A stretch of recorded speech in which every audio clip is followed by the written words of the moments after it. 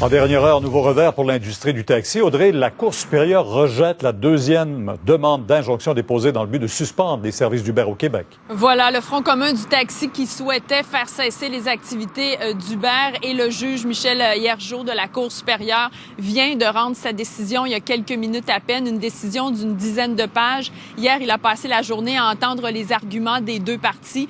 L'industrie du taxi disait, entre autres, il est urgent d'agir parce que les chauffeurs sont pris à la gorge. L'industrie est en péril, mais le juge a préféré attendre plutôt qu'il y ait débat de fond sur la question. Et ça va se faire en janvier prochain et de pouvoir se faire finalement une tête, prendre une décision avec tous les éléments de preuve en main. Deuxième revers, pourquoi, Pierre? Parce que la semaine passée, l'industrie du taxi avait d'abord tenté de faire annuler l'entente qui est intervenue entre le ministère des Transports et Uber dans le cadre de ce projet pilote d'1 an.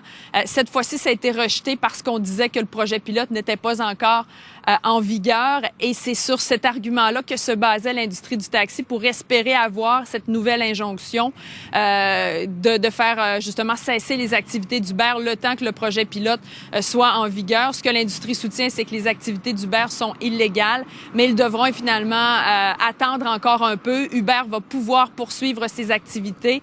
J'ai parlé tout à l'heure avec le responsable du Front commun. On m'a dit on va attendre d'étudier le jugement avant de réagir, mais certainement qu'il y aura une réaction. Donc, le prochain débat, de ce qu'on comprend, la prochaine étape, ce sera le débat de fond sur la question en janvier devant les tribunaux. Il y avait une autre option de peut-être en appeler de cette décision-là, mais on m'expliquait que c'était peut-être un peu complexe.